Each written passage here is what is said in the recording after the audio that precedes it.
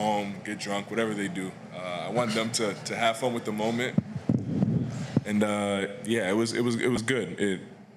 I just wanted to make sure that like above all, I could give my energy and my effort to try to give these fans what they deserve.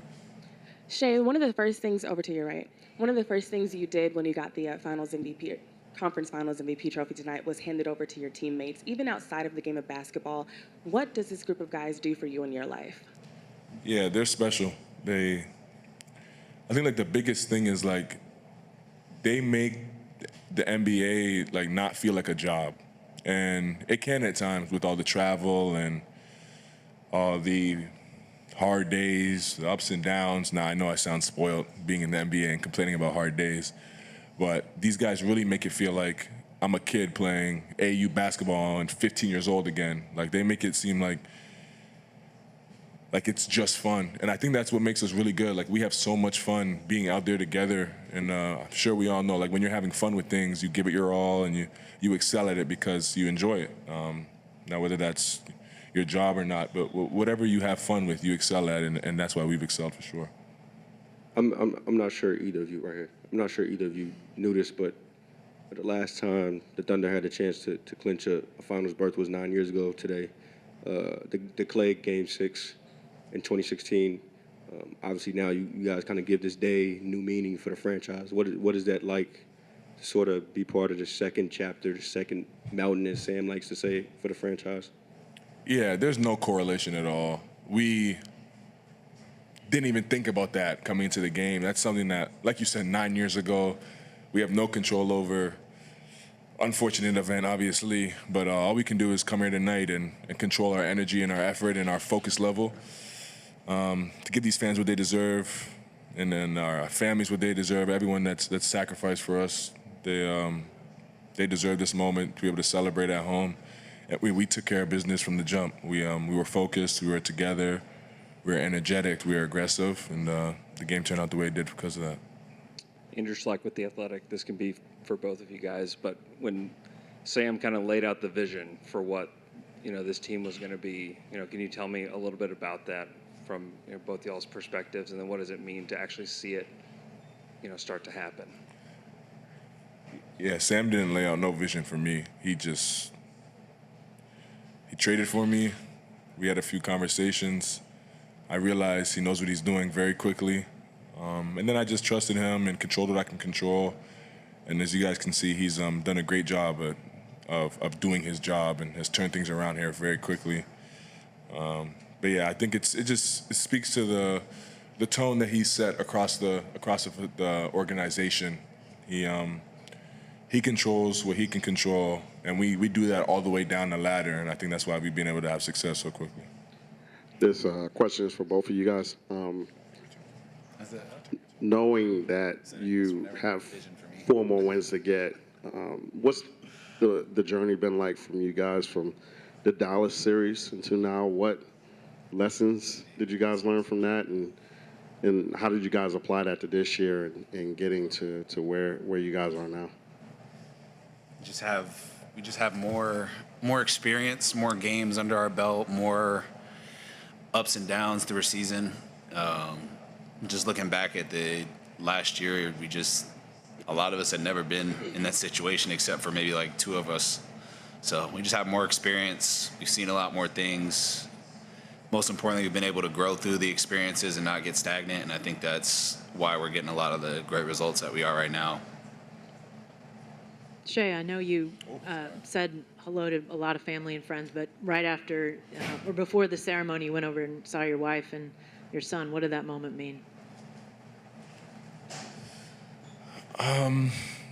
I think the best thing about that moment is that he has no clue what's going on, and he's just happy to see me.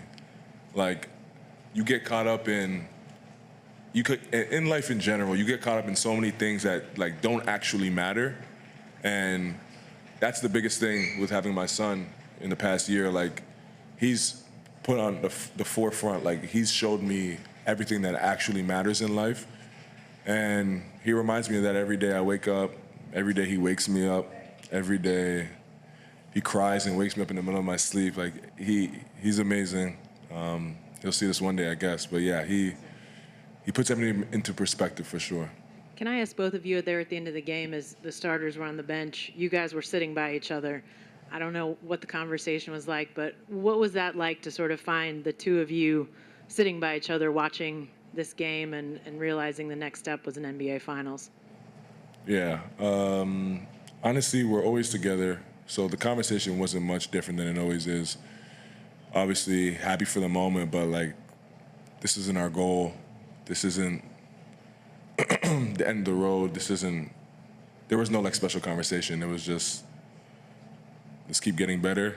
One more series to try to go win. Joseph Pavone, Clutch Points. Shea, I noticed you had a moment briefly after the trophy ceremony with Kendrick Perkins. Last time Thunder made the finals, he was part of that team. Also, 2008 champion. Excuse me. What was that conversation like with Kendrick? He just said he was proud of me. Told me to keep going. I said I appreciate it.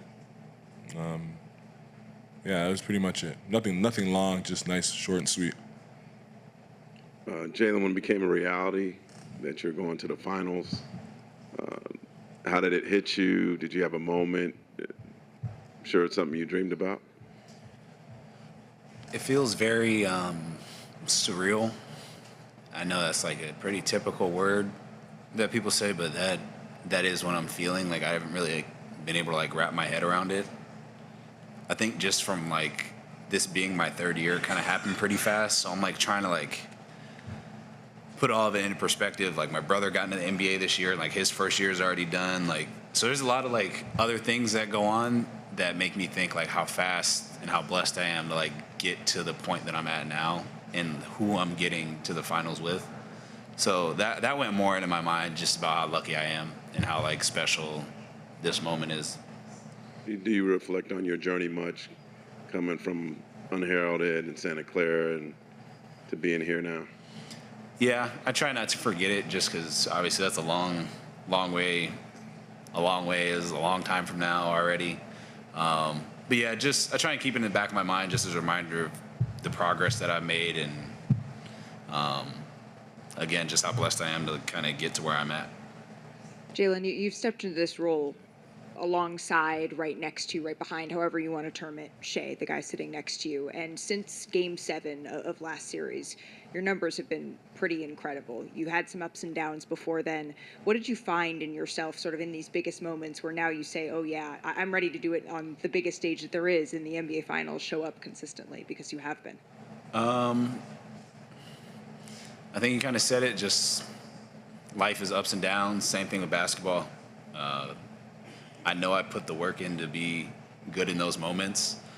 So you try not to get too high or too low when you do have an off night, when you do play well. Like you always try and like get back to zero and just center yourself, and that's what I've been able to do. Makes it easy, like you said, when I'm playing alongside him to be able to do that. But a lot of it is just like rolling with the punches and trusting the work that I put in over and over again. Shea, how much do you reflect on the 22-24 win seasons you had and where you were then, and now you're the MVP of the season, MVP of the Western Conference Finals? I mean, do you reflect it all on those tough years? Every now and then, those moments like helped shaped my character, I guess, as a basketball player. Helped me to be humble in success. Like, it's kind of the common theme, but like there's so many ups and downs in a career, in a season, in a game, in basketball in general. And those experiences, those hard times have just shown me like you stay humble, you persevere, you can turn things around, you do the right things. And I always whenever I get too emotional or too ahead of myself, I channel back into those memories just because they keep me grounded. And I guess where it all started. Did it help at all? You did have a 44-win season, the bubble season. Even with the playoffs, your true rookie season with the Clippers, did that help you kind of get through that and then maybe say, hey, you can get to this point? Say again, sorry? Did it help the fact you had some winning seasons, like the 44-win season, the bubble season, and even your rookie season you went to with the Clippers? Yeah, absolutely. Those 2 years, I had like the guys on those teams were like real NBA veterans and guys that it kind of showed me in certain ways what it's going to take to excel in this league. And that you can't recreate, or you can't like reteach. It's just an experience and you go through it. And I was blessed to be on those teams with guys like that. So yeah, those years definitely helped for sure. Shea, Mark said he thought that the first half in particular was pretty close to the best this team can play. What stood out to you about your team's performance and your performance in that half? Yeah, the way we got stops. I don't know how many they had at half, but it was very few. And we did a great job of just, it almost seemed like we did everything we were supposed to do defensively. Like, we made it tough on our guys we were supposed to make it tough on. And then from there, it felt like it was tough on everybody, but we were clicking on all cylinders as far as what their tendencies are, what our game plan is, how we want to impact the game, how we want to impact the ball. And then from there, we were able to just run and have fun and be ourselves offensively. It always starts with defense for us, and we were pretty good, really good on that end in the first half for sure. This is for either of you guys. Throughout the regular season, you guys ran away with the Western Conference, and with 68 wins, all the double-digit wins, and everything else. Was there a point throughout the regular season where you guys figured out you were as good as the record said you were? The playoffs. I think I don't even remember the regular season, bro. Honestly, the playoffs are like a good challenge, especially like the first round, because you can kind of like, the regular season doesn't really matter. And I think we did a really good job of like, that was our test. And then obviously last season, or last series with Denver, same kind of thing. Like when we're put up against adversity that you don't really have during the regular season, and it's like do or die moments, I think that's where we kind of grew up as a team. I think that last series was big for us. Just obviously, a lot of us, that was our first Game 7, getting over the hump of the second round. I think that was big for us. Some people felt that 2012 bunch that went to the finals was kind of happy to just be there, whether that's right or wrong.